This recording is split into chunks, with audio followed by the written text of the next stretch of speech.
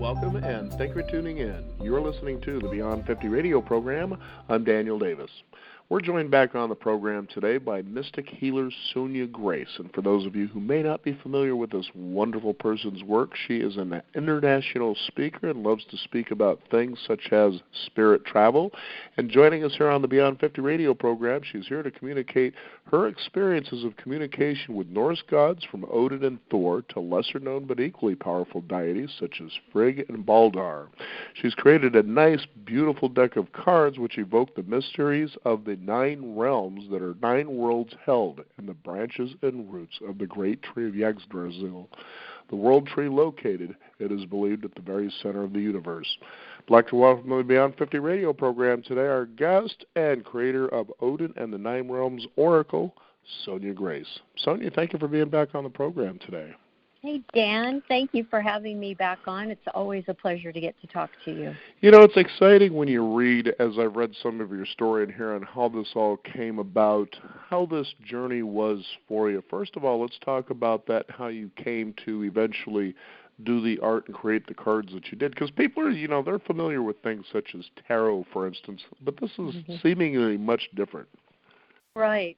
Well, right. So my particular journey actually started years ago when I stood in a stone circle in the United Kingdom called Castlereagh, and it was very apparent to me because of the energy that I felt standing in this circle, but also visually what I saw, that it was the portal or the opening to the bridge known as Bifrost, and that bridge bridges Midgard, our world, to Asgard, the world of the gods.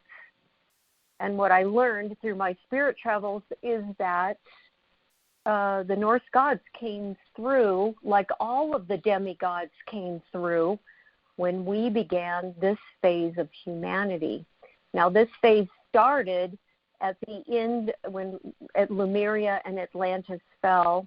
Of course, there were comets that hit the Earth around 12,800 BC, and about 10,000 BC, all these portals opened up all over the world. It was like the Earth signaling the gods were ready to start a new phase of humanity. That's when all the demigods started coming through, the Egyptian gods, the Mayan gods, the Hopi gods, the Tibetan gods, the Norse gods. Well, the Norse gods came through to that stone circle in the UK. They came across the bridge, but they discovered that the demigods, I call the ancient ones, were already there working with the people. So they transported to another portal, which is called Stoppelsteinen in Norway, and that's where I saw them when I visited Stoppelsteinen. They literally walked out of that stone circle and thanked me for opening that portal. And they told me when they came out of that stone circle that they wanted and needed to come back and help the people, and that by my opening that portal, they were now going to be able to come back through. And would I help them? And I said, certainly. What do you want me to do? And they said, create this oracle. And, of course, being an artist, I was able to draw them and depict them the way that I saw them and bring us back to the people. So here we are. Now, as you begin so you actually seen these deities, and that's how you were able to be inspired with the artwork that are on the cards? Correct. Okay, great. Now, it's really unique because as you read this, and, this book that comes as a companion with the cards, I'm sure a lot of people out there in the Marvel universe are going to be very intrigued by this. Right. And beyond that, just to backtrack for your listeners a little bit, I wrote a book called Spirit Traveler, and, my abilities, of course, I was born this way. I was born with all these gifts to see, hear, smell, feel, and oddly taste some of the spirit realm. I've been kind of hardwired this way since birth. And so my ability to time travel, to actually spirit travel to other places, is something I do on a daily basis because my clients are all over the world. And as a healer, I'm literally putting myself in front of them and working on hearts and livers and kidneys and spleens and cancers and blood and bones, everything. So I have this ability to defy time and space and put myself, into other places, but also my guides take me back in time and show me what happened at a site, who built it, why was it built, and what for. So my book, Spirit Traveler, covers some really interesting things that I learned about some sacred sites around the world. And out of that, then I, spirit traveled to Norway. I actually physically traveled to Norway twice now. But in the process of going to Stoppelsteinen, the stone circle where the Norse gods came through and then showed themselves to me, they took me into another group of stone circles that's called Hun Gratfeld Stone. I actually physically went to this place just a month ago, and it looked exactly the way I saw it when they took me there. When they took me there, they took me into each of these 9 stone circles and took me into each of the 9 realms. And, this is the opening, the beginning of this book, Odin and the 9 Realms. And the oracle cards come with the book. But this was spectacular for me, Dan. I mean, to be shown not only the great tree of life, Yggdrasil, at the center of the universe, but to be taken into all the 9 realms and shown the complexity of these places was really, really cool. Now, I'd like you to really talk about that tree, because this is something that seems to be recognized pretty much in all cultures and, I guess, spiritual beliefs. Yes. When I was taken there, I was shown that it is at the center of the universe. What we know as our universe, it sits at the center. It is a massive tree, and it literally holds these 9 realms. And these 9 realms are very much connected to, the realm that we live in, which is Midgard. Certainly a lot of your listeners have probably seen the Thor movies. And, sure. And Marvel depicts a wonderful depiction of, the realm of ice and, some of the characters that come from there. What's a little bit different from what I learned both through Norse mythology and in communicating with them is Loki, for example, is a giant. He's considered a god by the gods, but he's actually a giant. And, he has some real, to me, misrepresentation over time. He kind of became the bad guy of the gods. Even when I was in Norway, people would express to me their fear of Loki.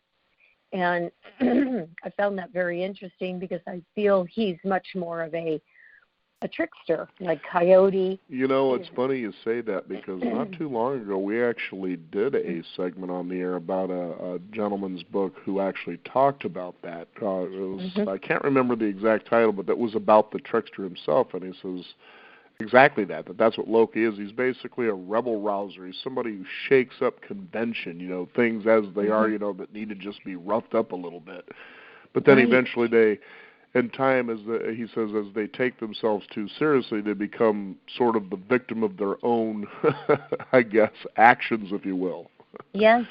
It's very much he is the trickster of the gods. In the Southwest, we look at the coyote or the raven as the trickster, but he is the trickster of the gods. Each of these realms, has different elements and energies. Asgard, of course, is the home of the gods. The Aesir, there's 2 groups, the Aesir and the Vanir. The Midgard is Earth and the home to humans. The Vanheimer is the home of the Vanir. And all of these gods that are related to the Vanir are, the gods of fertility. Freya, Freyr, Njord, all of them have this energy of fertility and, reproduction, which was a really big deal back in the day when there wasn't quite such a huge population of humans. Jotunheimer is the world of giants, and this was a very interesting realm to go to, because what I was shown in this realm is the giants have this orb like portal in their realm where they actually transport to and from this realm. And it explained everything to me that I have seen in 800,000 BC when I've traveled back in time and giants were here on Earth, and how the giants of Jotunheimer actually cross that boundary into Midgard and have the ability to travel to and from that realm. There's Niflheimer, the realm of fog and the frost giants. There's Muspelheimer, the realm of fire and destruction. There's Elfenheimer, the elves and all of the issue of health and well-being. And Nidvellir, which is the realm of dwarves. And of course, the last realm is hell, and it's not hell like we would think of in Christianity. Hell is the realm where everyone returns to. It's the great hall, and the goddess Hel who runs that hall. And when people die, that's where they go.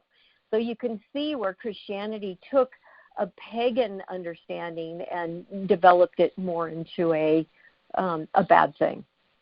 Yeah, no doubt about that. I know even in Catholicism, it's just known as a purgatory, where you spend some time there and then you kind of on your way to the next thing. And according to what I was reading also in your book, is it's also considered, in death, just a continuation of life in a different reality. Yes. Yes. Yeah. There's a goddess I write about, Odin, and she is the goddess of inner beauty, but she also is the guardian of sacred apples, and they were given to her by the giant Yazi. These apples provide the gods with eternal life. Without them, they become old and gray, showing that they are mortal. More importantly, Odin holds the key to eternal life and the Azir. So what I find so fascinating about this is, of course, the story of Adam and Eve and the apple and the great tree of life. I mean, it's almost like, okay, so Christianity took all this stuff from these different, Egyptian religion, Norse religion, and created this great story that came out of all of this. Yeah, I know some time ago we did another segment. It was on a book called The Murder of Moses, which I would suggest to readers, this is something you should read, because it was really unique what had happened when there was a bait-and-switch situation going on here. And what had happened was, apparently, and it was really unique to read this guy's book, because you sort of have one of those great aha moments. Oh, this is how the Bible begins. Right. Is the fact that, you go back to Egypt, which precedes the Bible by leaps and bounds, and then the next thing you know, there was this guy that ends up taking over, and ends up bumping off this other guy who apparently was actually heir to the right of these people that were actually sort of sent away. In other words, Egypt says, we really don't have any more room for you guys. Why don't you go figure some stuff out for yourself, is how it all really works. Right. And the next thing you know, you go, okay, this all makes sense, because Moses wasn't too far after Abraham in the first place. And so here you got this group of people wandering the desert trying to find their place. Well, you got to create social order and structure. Otherwise, it's just going to be chaos, and hence you've got the Bible. And that's basically, if you read it, that's all it really is showing how these people dealt with their different situations. And you're like, oh, why are we taking all this so seriously? Exactly. And it is really fascinating when you start looking at the origins of different religions and where that sprang from. When I spirit traveled back to the ziggurat of Ur, I discovered, this is like thousands and thousands of years ago, this opening into the earth. and it was just sheltered by a small little stone structure around it. Well, this is where the people were guided and taken underground when Atlantis and Lemuria fell, and they were protected in this huge underground cavern that had beautiful, rocks inside of it, and it had growth from a tree above it that the roots came down, but it had a giant body of water, and all these people were safe until the world had stopped being in turmoil, and they knew to come out when there was greenery starting to sprout on this tree. And when the people came out, of course, they were led by two people who we now know as Adam and Eve. And the tree that was growing above this place became that very tree that we just discussed. So it was fascinating to me to see this go back in history and see what happened really, and how that story, which I'm sure, all those people, went out and told the story of how these two people led them out of this underground enclosure. It was really interesting. Yeah, it all is when you start looking into it more instead of being just kind of one-sided about the whole thing and saying, well, I just kind of accept this as the gospel truth and that's the way it is. Kind of crazy right. there. Now, right. Let's talk about the cards themselves. How would you say they differ from what typical people experience through, say, tarot? Well, a tarot deck is very systematic. It's got, minor, major. It's got all of the different cards that actually represent and mean something. I split this deck up into 4 sections. There's the Norse gods, there's the magic of the Norse gods, there's the 9 realms, and there's the 24 runes. Now, the runes are the symbols that Odin received when he hung from the tree of life, Yggdrasil, for 9 days. And in that course of his sacrificing himself hanging from this tree, he received from God, a higher power, these 24 symbols, which became the symbols that the shamans, the female shamans, the vulva, they use these runes. A lot of them use the runes as the symbols of communication. And the gods often, even Odin, consulted the vulva for their insight and their information as to what was to come.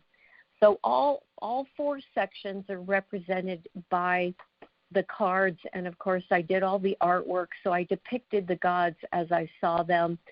The different types of magic that's often used and understood in Norse mythology. So things like the Valkyrie. The Valkyrie are the spirits, the women who take the fallen warriors from the battlefield to the great hall, Valhall. It's called Valhall, which is Odin's hall. And, the Valkyrie are often the wives of these warriors. But what's more interesting that I love to share is these warriors that are on the battlefield are highly trained shamans. And Odin has his hand in training these men. They're trained in the magic called Sjerd. And these men literally shapeshift on the battlefield. So they'll go out to battle wearing the skin of a wolf or a bear and literally shapeshift into that being, that animal, and kick ass on the battlefield. And these guys, the phrase, you've heard the phrase, Dan, going berserk. Right. That's where that phrase came from, is that there was such a huge transformation that they made on the battlefield because they were shamans that they dubbed it going berserk. And that's where that came from. Wow, that's amazing. It's kind of funny, too, if people would actually look into the nature of a word. Where did this start from? What was it? In fact, that leads me to my next question because my wife and I, we were talking about this a couple of nights ago. Now, there is what are called runes, okay, Mm-hmm. Runes, and then there's ruin. And now, as we were talking about that, obviously they're two different things, but I kind of wonder about the word ruin, as in, you ruined my day sort of a thing. Mm-hmm. What the essence of that word must have been. I kind of wonder whether it had a different meaning, especially for what we're talking about here today, as opposed to what we have as its meaning this day and age. Right. Well, I mean, yeah, there's a lot of words I think we could really look at in that I'll look respect. up and, hey, what does this really mean? It changes a lot of things, believe me. It changes. It does. And I think that's the sneaky thing about history is that, in this moment, Dan, you and I could write down our perception of what's going on in history. Sure. Just like people did right. thousands of years ago. They recorded what their perception was, but it always goes through the lens and the filtering system of the person who's recorded it. So back in the day, who recorded a lot of the history? The monks, the priests, the different Christian sects that would take the time to write out what was going on. And before that, in Egyptian times, a lot of times the history that got recorded by one, Egyptian hieroglyphic, record was wiped out because the next pharaoh didn't want to acknowledge the last guy. So history has been altered all through time. And if there is one giant pursuit that I feel humans are now really ready for and wanting to know, is the truth of what happened back in the day. And this is another reason why I did Odin and the Nine Realms, and I spirit travel and write books like Spirit Traveler, because I want to bring a different form of research and methodology to the table, right along with archaeology and historians and everything else that's been recorded. So, back to the word ruin, what are your thoughts on that? Well, I think at some point the ruined someone's day. Okay, now how about runes? Now, a lot of people really are intrigued by this. Now, tell us what runes are specifically.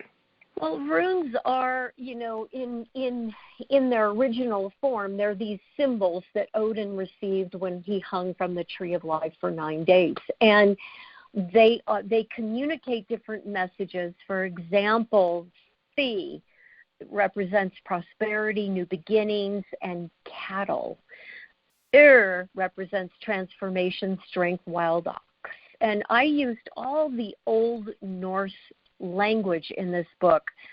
The names of everything in this book is the Old Norse language. So sometimes you'll pick up like Ralph Bloom's Book of Runes, which I love his work, and he's used maybe the Germanic spelling of the rune.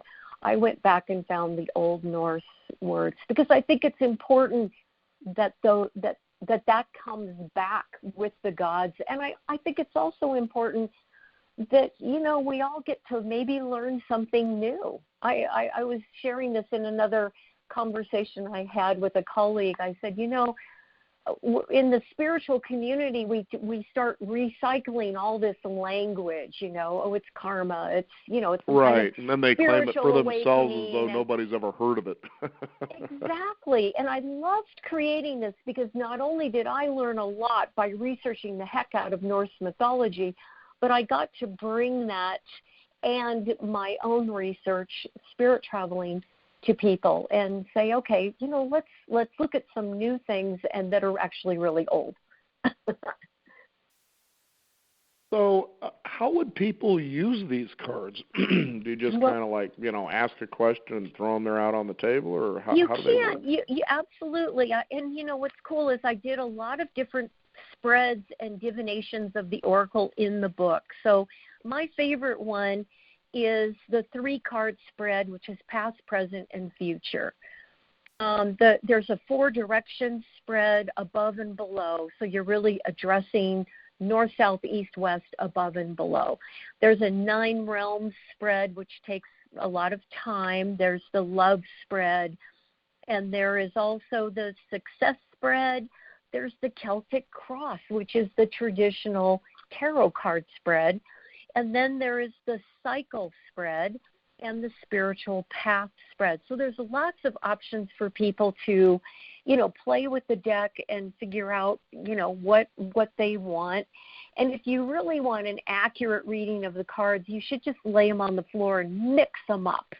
There you go. That, some of them are upside down, some of them are right side up, because there is a reversed position to many of the cards, which is called Merkstav. And Merkstav means reversed. And so it's kind of the alternative message. You're not paying attention to the signs that your body is giving you, or you're not noticing that this is what's going on. So it's good that we receive both sides, and I encourage that when people pull a card that they read both the direct and the Merkstav position. Now, when we talk about the 9 realms, I know that you and I have had this discussion before, especially when it comes to, the 4th and the 5th dimension, which I'm sure a lot of people are kind of scratching their head, well, I think, but I'm not sure if I understand all this. But is there duality in the 9 realms? Boy, that's a great question, Dan. Because when you look at all traditions, there seems to be this good versus evil nonsense, and it's like, do you realize, well, even the good have a lot of evil in them? So, who's to say? I think that's the one thing I really tangled up when they created the Lion, the Witch, and the Wardrobe. And I say this not to be, hammering against Christians, but they were promoting the heck out of this thing, like somehow this was some sort of Christian ideal. And I'm like, but how in this story does this side get to be righteous and this so-called evil witch side, how are they wrong? Aren't they just like these guys? They just want to exist and enjoy themselves? I mean, who decides who's good and evil? Well, then what we're really looking at is vibration. We're looking at the witches vibrating at this level, the children are vibrating at this level, the lions vibrating at this level. It's like, then it becomes all vibration. And when I went into the 9 realms, that's pretty much what I experienced, rather than having an actual, I'm in duality, this is good, this is bad. Because the giants in Jotunheimer were viewed back in the day as not so good. Like, the gods all had giant partners and made baby children with the giants, but it was kind of taboo, like, you're not supposed to do that. They're supposed to stay in their realm. It's a real interesting mix of history there when you read in Norse mythology what everybody's relationship was with the giants, because the giants would actually cross into Midgard and cause a little bit of problems for the humans, and sometimes they got along with them, sometimes they ate them. You know what I mean? It's like It was. So you have to look at that in duality and go, well, is that good? Is that bad? If I'm a giant and I'm living in Jotunheimer, it may be a good thing because I'm a giant. So to actually weigh out what is right or wrong, good or bad, I think is difficult. I think it's more easy for me to talk about each realm had a different vibration, and I absolutely felt it.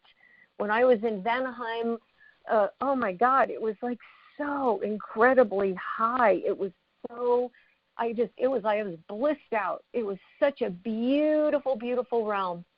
And I believe that when people are here in Midgard, where we live, and they go into meditation and maybe have some kind of, spiritual opening, that they shift their energy so it is the same as the energy that one might experience in Vanaheim. Pretty crazy stuff. I don't know why. I just had this image of Jack and the Beanstalk. Exactly. Now you can see where a lot of these tales come from, and you have to scratch your head and think, okay, well, we can look at this as fantasy, but isn't it true that in the realm of fantasy, there's also reality? It's somewhere. Right. Mm-hmm. Exactly. And how, the horse before the cart or the cart before the horse. I mean, how long really has Norse mythology and the Norse gods been here on Earth? I believe the demigods have all been coming to Earth long before this phase of humanity that we've been in, which started around 10,000 BC. So, prior to that, I think Atlantis and Lemuria, all those people were very influenced by the gods. And, probably since the beginning of humans, which I believe humans have been here on Earth for about 20 million years. Well, I know it's certainly a lot longer than years ago when all of a sudden there was some person in Kansas decided we've only been around 6,000 years. I'm like, well, that's awfully shallow thinking. Yes, exactly. Yeah, it was funny when I was doing a series of talks, and this is when I was still with the PBS network, and I really had a fascination with religion, its history, and this is everybody, not just, one specific area. Mm-hmm. And as you would dive deep into these books, whether it be, a perspective of Christianity or Catholicism or Buddhism, whatever, they all seem to come to really unique conclusions about a lot of different things. And I'm like, if people would read this Christianity, which is written by a Christian, they would realize, you're kind of not looking in the mystical realm of things. And in fact, Thomas Merton was somebody who wrote a lot about Christian mysticism. And I'm thinking, why aren't they teaching more of this? Where, as we're talking about today, because there may be listeners out there that think, boy, this Sonia sounds like she's really off her rock, or the spirit traveling, these other realms she's going to. But it's like anybody who has experience, for instance, perhaps like I have, in dream worlds, would realize that as you work and you're involved in the dreaming process, the kind of depth, the kind of experiences that you actually have, and these are separate realities that are very real because your body physically really reacts to what's going on here. Like if you're flying, you can feel the sensation and the adrenaline rush of it in real time. Your body experiences this stuff.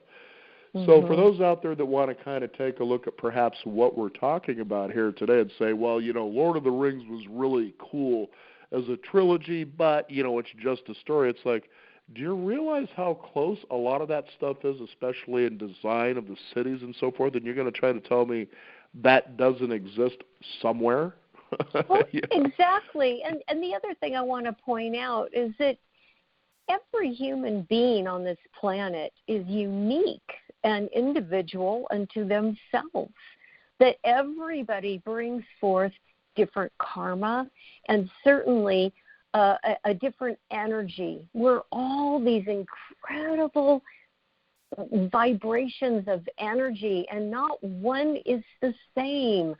So for someone like me to come through and say, okay, this is what I came through with, this is what God gave me to work on and work through my stuff, I have this ability and I want to share it with people. It doesn't mean that all these other people have to be exactly the same, but we come from societies that are super driven by competition and jealousy, and that we all have to be the same, and, well, I'm spiritual and you're spiritual, so how come I can't do what you do? And it's like, because you have different karma than me. You have to work on these things. I have to work on these things. So I encourage your listeners to recognize that everybody comes through with their own sound, their own vibration, and it is unique unto yourself. Now here's another talk that that my wife and I had just a few days ago too. Is I can't remember how it came up, but I said this is why capitalism in its true essence is a good thing. The only problem is we mostly experience capitalism when people get too big and they just go up and gobble up things irresponsibly. But true capitalism is based on creation. The idea that you're improving, whether it's your life or someone else's, through a better thing that you've created or a better service. And so that's why when you look at these other countries, such as, for instance, China, which we're hearing a lot about, and their communist ways, the problem with that system is that once you create something, the government just comes in, grabs it, and they own it, and you're done with it.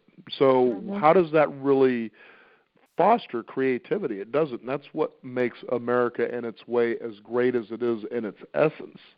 And, as we were talking about earlier in the program, it's really unique as you come to see a word perhaps that you're using in your own dictionary regularly and say to myself, what does this word really mean? Where does it come from? just that simple pursuit alone will actually change your view and your perception forever, much as like what you've done here today with these cards. You can look at tarot and think, okay, well, this is that weird pseudo-mystical science. Maybe there's some truth. You know, it's like astrology and all things, but isn't it supposed to be a tool that you can uniquely ask the question, what am I doing here, and perhaps how should I use what I was made to use? Right, exactly. And let's take the word Ragnarok. I mean, for those listeners, there you go, because I'll think of the battle, you know, Thor and Ragnarok. You got it. Yeah, and think about, you know, the show. Those of your listeners who are fans of the Vikings, I certainly was. I thought it was a great show, but they ended the series with Ragnarok and the great battle, if you will, that some of the gods were reportedly killed, and you know, all this basically the end of the Norse gods. I believe it was created because Christianity came in and pretty much said, that's enough paganism. We're gonna wipe this out, and we're gonna do it with what would be the great battle that took down the gods. And when I talked to the Norse gods about this, they said, this was something that marked the end of a phase, if you will. It marked the end of their presence, and Christianity then took over after that. But it was not the end of them by any means, nor was it the end of, you know, what we would know as, you know, Norse religion, Norse mythology. And it suddenly made a lot of sense to me that in order for Christianity to take hold, there would have to be some really dramatic ending of the way that the people believed and prayed. Especially if you want to propagate your belief, and that's where the Crusades all came in. Absolutely. Exactly. Wow. So it kind of makes you wonder from this point forward, Sonia, you know, what then should we do? Well, I think that we all need to recognize that all roads are leading to the same place. And to me, whenever there's change in the world or there's disruption, there's a lot of fires going on in Southern California right now. There's a lot of things that are happening that cause fear and concern. All roads, paganism, spiritualism, Buddhism, Christianity, you know, name all the religions, you know, I can't name them all, but you know, we know there's a lot of them. We know there's a lot of religions. They all lead to the same place, which is having faith. Whatever you believe in, faith is really what gets people through any kind of difficult times. There is no time in history on earth when people have not had to persevere and get through a difficult time, be it, you know, the end of, you know, Egypt as they knew it back in the day, you know, when Rome fell, when, you know, you and I could name 100 different events through time where people had to either have faith or they didn't make it.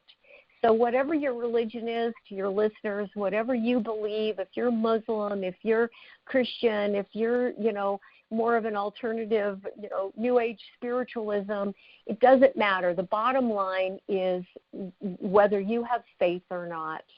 Because bringing the gods back and introducing the Norse gods to people once again is my way of telling people the demigods are real. They have been coming here to Earth to help humans and create different societies since the beginning of humans on Earth.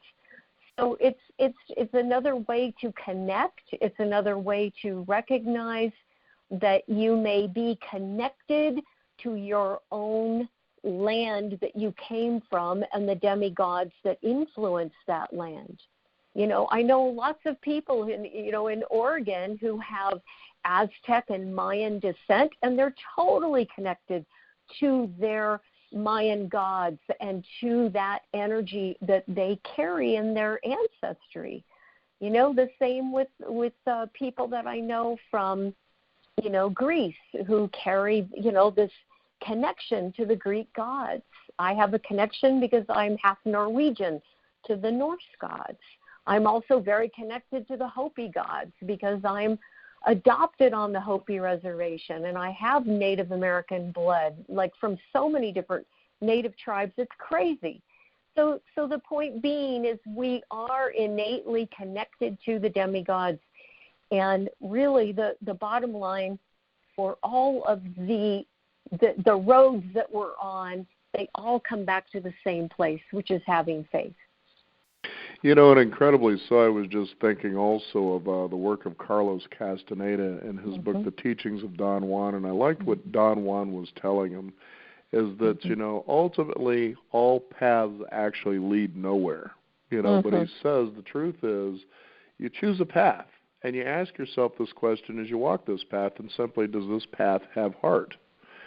And I remember on the back of the book, there was a neat section that was put back there. So, you flip over the back of the book, and simply Don Juan says that his only goal, his life purpose, is to find that path that has heart. And his only wish is that he could walk its entire length. Because he says, once I come to the end of that, I'll simply look on the horizon and I'll look on breathlessly. And you think of how powerful that is. Yep. And you think about, for instance, this tool you've created through art that you have created on these cards, these Norse cards. We can call them tarot just so people go, okay, I kind of get it, but they're different.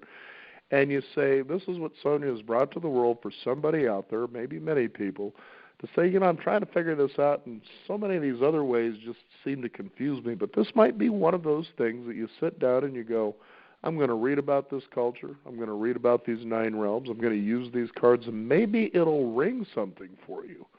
And if it puts you on that path, such as Don Juan is talking about, how are you ever wrong? Well, exactly. And how much do I, in 38 years of being a healer and working on people, how much do I experience the sorrow, the pain, the fear and frustration of illness, of people losing people, of, tragedy in a family, of all the things that I deal with day in and day out with my clients. And again, all different faiths, all different walks of life, all different colors, shapes, and sizes. And everybody has the same connectivity, which is, how am I going to get through this, and what is going to get me through this? And I tell you, it's faith every time. It's having faith in God. It's having faith in the goddess. It's having faith in their own religion. It's having faith in a higher power of some kind. It's having faith that the angels that I've called to work on them are going to heal them. But, all of that kind of faith, Dan, takes heart. And it is the path of the heart. You can't have faith and not be in your heart. And going back, as we talked earlier about Moses, I had the wonderful opportunity to meet and interview Bruce Feiler, who's known for the best-selling book, Walking the Bible. And we actually had that moment in time where I said, you can just imagine that here you're this group of people, you're leaving a way of life that you know, and you're out there in the desert. You don't know where you're supposed to go. You don't know if you're even going to eat from day to day. But you have to have faith that you're going somewhere. And that you're going to get something to eat for that next day of faith that tells you, we're probably going to get to this promised land, but we don't know when. And I think that really is a unique story in and of itself for all of us. Yes. Okay. I agree. What else could we do? I agree. Well, Sonia, it's always a marvelous conversation whenever we have you on the program here. And I know many people, if they listen to mainstream radio, they'll usually find you doing things like, I know you've been on Coast to Coast from time to time. But one question I have to ask you about this is, of all the Norse gods, which one really seems to ring as one that is like your favorite? Well, the great serpent, Jormungandr, is the son of Loki. He's one of Loki's 3 children, and he was banished to the depths of the ocean by Odin. But he is very, very powerful. Now, Jormungandr is also, in Mayan culture, Kukulkan. And there is a great serpent in most cultures that is talked about. And I write about the great serpent in my book, Dancing with Raven and Bear. And I write about this great serpent in Spirit Traveler because I have met him. I have met him under all these different names that he goes by, and he's very powerful. And I think because of what he does for the world and for all of the water, we are so needing clean water and so dependent upon water for life, because water is life. And Jormungandr or Kukulkan, that is who governs and takes care of all water. So that's my favorite one. And there's another one, the serpent. That one's gotten a bad rap, But if you pay attention, there's wisdom in this. Even in the Bible and what is it? Back in the Adam and Eve realm. Yes. They use that as the medical symbol. Yes, exactly. But this is what I'm talking about. Is he's actually just like Loki. He got a bad rap. He's actually very powerful and very important to the well-being of all our waters in the world. Yeah. Wow. Yeah. Now, we've got about 10 minutes here. And I've got a producer chomping at the bit, wondering whether or not you'd be willing to do a reading for the Beyond 50 radio show. Absolutely. What the heck? So maybe the listeners can get a feel about how this kind of works on a simple way, and that sort of a thing. And I thought let's do a past, present, and future. There you go. That's the 3-card draw, folks. Yes, 3-card draw. Yeah. Okay. This is about Beyond 50. Okay. So the past card is Frigg. The past card is Frigg, which is one of the demigods, right? She's one of the gods, yes. Okay. She's the wife of Odin and mother of Baldur. Frigg is a vulva, which is the shaman, a powerful shaman. She can alter the course of destiny by reweaving the energy in her magical web. Frigg is a shapeshifter who also understands how to weave energy. She asks how you are feeling and how is that energy being projected into the world. Do you feel exalted, feared, longed for, placated, celebrated, or scorned? Your energy, words, thoughts, and actions create a ripple through the universe, creating your destiny. Reweave your destiny and ask Frigg to be your guide.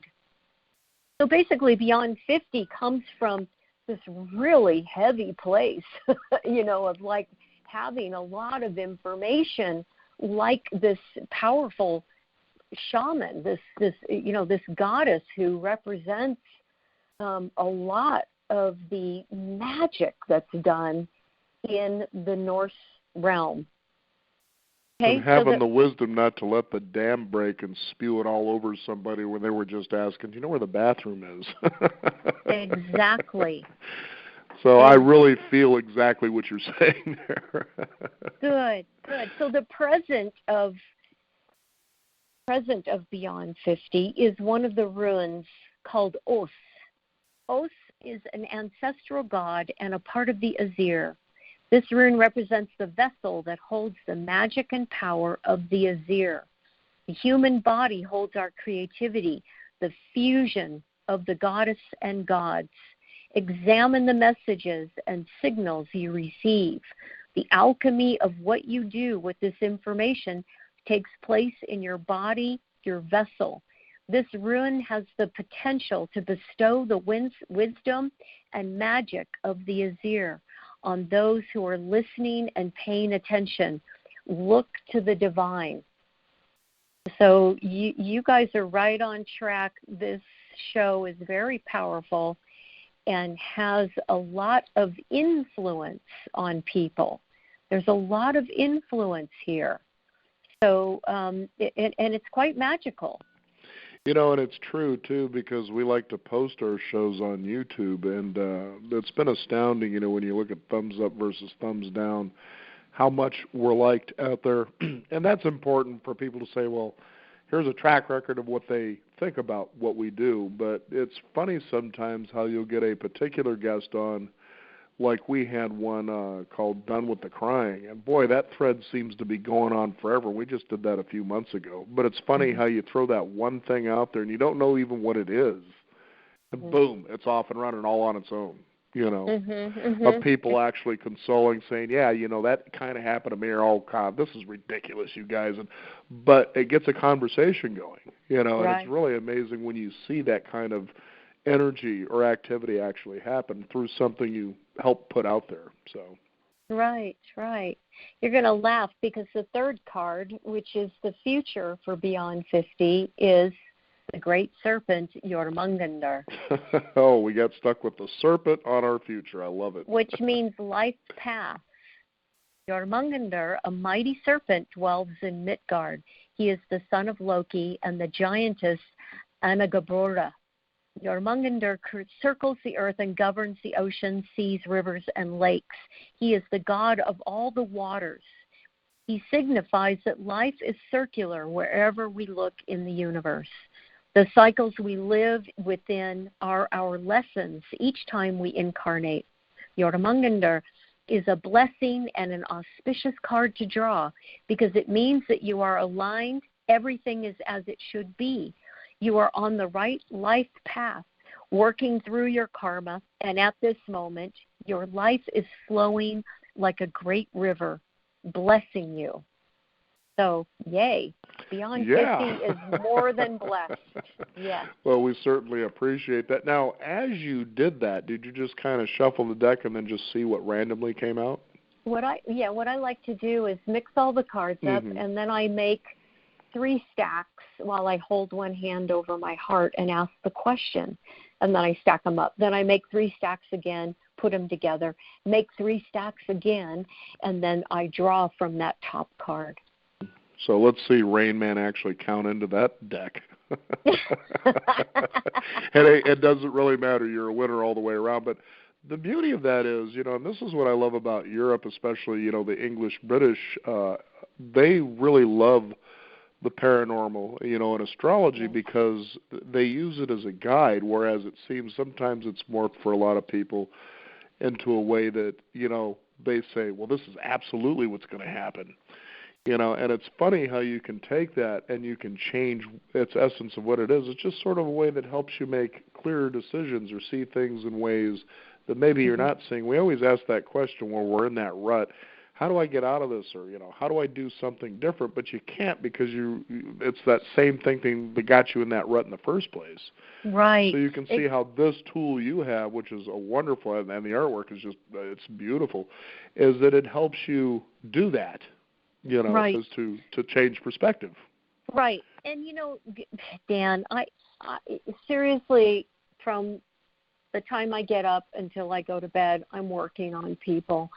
So I'm booked out at least 6 months ahead of time. And I created this oracle not only for the Norse gods, but for all of the people who are trying to get in to talk to me and have a session with me.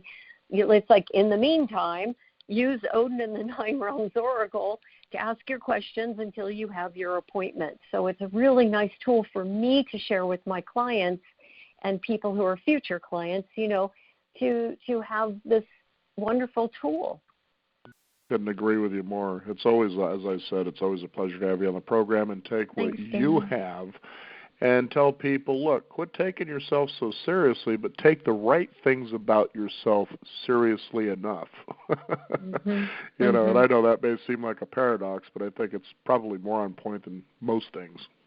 Yes, exactly. And I think it's really important that, you know, great minds like yours and mine and all the other people that you interview and all your listeners and their great minds come together, because this is what's going to be needed for our future, is we all have to come together and understand that we have differences and that we see things from different points of view. We have way different perspectives on things, but with compassion and understanding and love, we can be united as a species, and that is my goal. Well, it's a marvelous goal, to say the least, by helping people find their path with heart. And hopefully all of us will come to that point, as Don Juan said, where we can stand and look onto the horizon breathlessly. That would be a marvelous experience for everyone, I think. Agreed. So one horizon we can look on to is how do the listeners find you? Oh yes. Well, I have a website, Sonja, SONJA, Grace, GRACE.com. I'm also on social media. I'm on Facebook, Mystic Healer Sonja Grace, and Twitter. I'm the real Sonja Grace on Instagram. You can find me all over social media. I think just type in Sonja Grace, and of course you're dominating all the search engines. There it is. The gods made sure of that. That's right. Well, Sonja, again, I want to thank you so much for being on the program, and I look forward to the next time we connect again, and you can share the adventures of yourself and the people that you've worked with, and share, wonderful information, as well as who knows what's going to pop up on the horizon, but I'm sure it's going to be exciting. Thank you, Dan. Great to talk to you. You bet. We want to thank you, the listeners out there, for joining us here on the program. If you happen to be on a short journey, you can find beyond50radio.com. That's a realm you can go and visit.